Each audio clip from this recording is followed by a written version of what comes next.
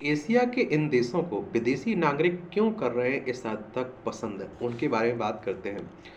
तो सस्ता रहन सहन, जीवंत संस्कृति और करियर के नए अवसर एशिया को विदेशी नागरिक एक्सपर्ट्स के लिए आकर्षक बना रहे हैं। 2025 के इंटरनेशनल एक्सपर्ट इनसाइडर सर्वे में 172 देशों के 10,000 से ज़्यादा लोगों से विदेश में जीवन के उनके अनुभव पूछे गए हैं। एक्सपैट वे लोग होते हैं जो अपने देश से बाहर किसी दूसरे देश में लंबे समय तक काम करने या बसने के लिए जाते हैं। इस सर्वे में पाया गया कि पर्सनल फाइनेंस का सीधा संबंध उनकी खुशी से है। इसी वजह से एशिया के देशों को बड़ा फायदा मिला है। और आप देखते हैं कि एक्सपर्ट्स के लिए दुनिया भर के टॉप 10 पसंदीदा देश 2025 में Panama, Colombia, Mexico, Thailand, Vietnam, चीन, संयुक्त अरब अमीरात, इंडोनेशिया, स्पेन, मलेशिया।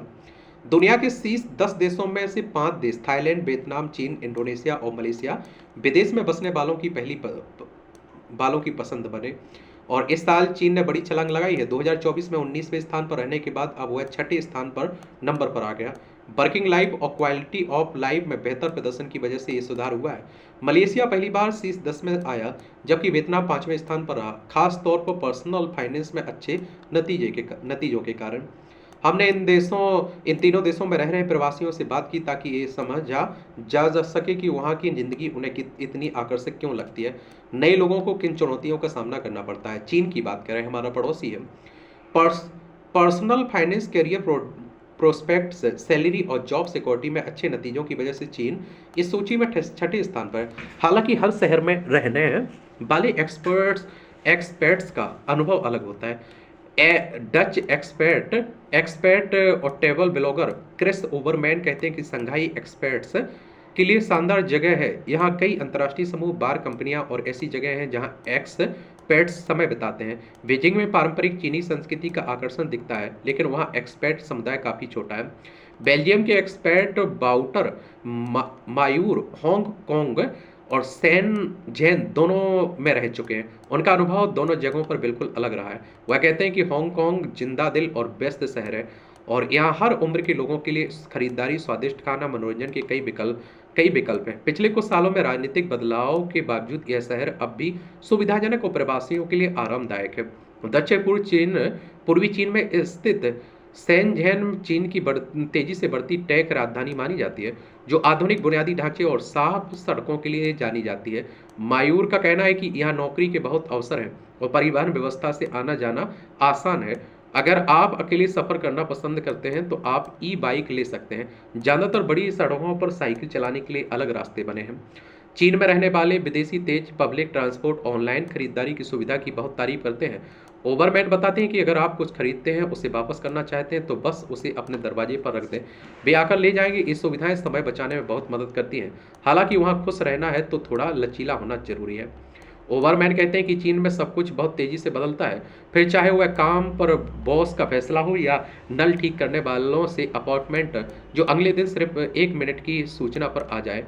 यहाँ रेस्टोरेंट भी जल्दी जल्दी खुलते हो बंद होते रहते हैं, इसलिए किसी एक जगह या चीज़ से ज़्यादा लगाव ना रखना बेहतर है। मंदारिन भाषा सीखना भी यहाँ की ज़िंदगी को आसान बना देता है। ओवरमैन कहते हैं कि अगर आप किसी रेस्टोरेंट में कहें कि खाना अच्छा है या कंपनी में किसी से कहें कि आप अच्छा काम कर रहे हो, तो आप पाएंगे कि चीनी और विदेशियों के बीच की दीवार बहुत जल्दी गिर जाती है। लोग जल्दी जुड़ जाते हैं। मैंने 8 महीने बाद चीनी भाषा सीखना शुरू किया, काश पहले ही शुरू कर देता। मलेशिया, ये आप देखिए, मलेशिया इस साल की सूची में 10वें स्थान पर है। पर्सनल फाइनेंस, हाउसिंग और भाषा के मामले में उसे अच्छे नंबर मिले हैं। यहाँ अंग्रेजी आमतौर से बोली जाती है, जो नए लोगों के लिए इसे और आकर्षक बनाती है। ऑस्ट्रेलियाई नागरिक क्रिस्टीन रेनॉल्ड्स कहती हैं कि यहाँ आकर घुलना मिलना आसान है। अमेरिकी लेखिका क्रिस्टन रकुआ अपने blog sand in my curls में लिखती हैं, मलेशिया की सांस्कृतिक विविधता अद्भुत है। आप एक हिंदू मंदिर में खड़े हो सकते हैं, पास के बौद्ध मंदिर से आती धूप की खुशबू महसूस कर सकते हैं और साथ ही मस्जिद से नमाज की आवाज़ सुन सकते हैं। दुनिया में ऐसा सांस्कृतिक मेल कहीं और देखने को नहीं मिलता। यह देश अपनी किफ़ायती जीवन शैली के कारण भी पसंद किया जाता है। यहाँ रहने, स्वास्थ्य सेवाओं और परिवहन की लागत कम है और जिससे ज़िंदगी की क्वालिटी बेहतर होती है। रेनॉल्ड्स कहती हैं कि जिम और पूल वाले शानदार अपार्टमेंट्स यहाँ सस्ते हैं। वीकेंड में आप समुद्र तट और जंगलों में घूम सकते हैं। बोर्नियो में औरंगुटान देख सकते हैं या सिर्फ 50 पाउंड में थाईलैंड उड़ान भर सकते हैं। विदेश में काम करने काम करने वाले लोग यहाँ की काम और निजी जीवन के बीच संतुलन की भी सराहना करते हैं। बैंकॉक से आई फराह जवेद, जो अब Anantara Desaru Coast Resort and Villa की जनरल मैनेजर है, वह कहती है मलेशिया व्यापार को गंभीरता से लेता है, लेकिन साथ ही यह आपको आराम और अपनी रुचियों के लिए समय देता है। यह एक ऐसी जगह है जहां आप मेहनत से काम कर सकते हैं और फिर संस्कृति, प्रकृति, नई खोजों से भरी जीवन शैली का आनंद ले सकते हैं। डिजिटल पेशेवरों के लिए मलेशिया एक पसंदीदा देश है और यहाँ का वीजा सिस्टम आसान है और अच्छी वाईफाई कनेक्टिविटी के साथ को वर्किंग स्पेस रिमोट वर्किंग को सुविधाजनक बनाता है। जो लोग लंबे समय तक यहाँ रहना चाहते हैं वे मलेशिया माई सेकंड होम कार्यक्रम का हिस्सा बन सकते हैं, जो विदेश से इनकम हासिल करने वालों के लिए टैक्स में खासा फायदा देते हैं। अब वियतनाम की बात कर लेते हैं। वियतनाम इस साल प्रवासियों के लिए दुनिया के शीर्ष 5 देशों में शामिल हुआ। पर्सनल फाइनेंस इंडेक्स में यह पहले स्थान पर आया, जो क्वालिटी ऑफ लाइफ को सीधे प्रभावित करता है। यह रहने की लागत बहुत कम है, जो विदेश में काम करने वालों को आकर्षित करती है।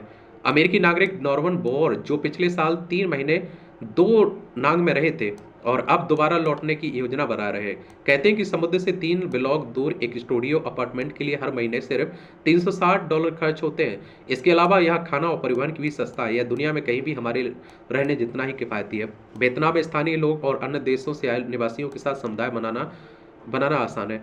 हो ची मिन्ह सिटी में 1.5 साल तक रही आयुषी टंडन, जो अपना ब्लॉग चलाती हैं। उनका कहना है कि पड़ोसी स्थानीय दुकानदार, सड़क किनारे सामान बेचने वाले जल्द ही आपका सहारा बन जाते हैं। इससे एक ऐसा समुदाय बनता है जिसकी उम्मीद ज़्यादातर विदेशी शुरुआत में नहीं करते। वो बताती हैं कि हो ची मिन्ह सिटी ऊपर से भले व्यस्त और अव्यवस्थित लगे, लेकिन इसकी लय समझने के बाद जिंदगी आसान न लगने लगती है। हालांकि यहाँ साधारण कामों के लिए होने वाली कागजी प्रक्रिया में लचीलापन जरूरी है। टंडन कहती हैं कि फोन प्लान शुरू करना या वीजा बढ़वाना कई चरणों का काम है। यह पुराने सिस्टम जैसा लग सकता है, लेकिन एक बार आप इसे स्वीकार कर लें तो सब संभल जाता है। वो यह भी कहती हैं कि वियतनाम के मौसम में ढलने में थोड़ा समय लगता है। किताबों, कपड़ों, इलेक्ट्रॉनिक चीज़ों को फफूंदी और जंग से बचाने के लिए ज़्यादा देखभाल करनी पड़ती है। वियतनाम की कॉफ़ी कल्चर यहाँ के जीवन का एक अहम हिस्सा है। और टंडन साइगोन नदी के पार नाव की यात्राओं को याद करती है, जहाँ वो उन इलाकों में गई जहाँ पर्यटक शायद ही जाते।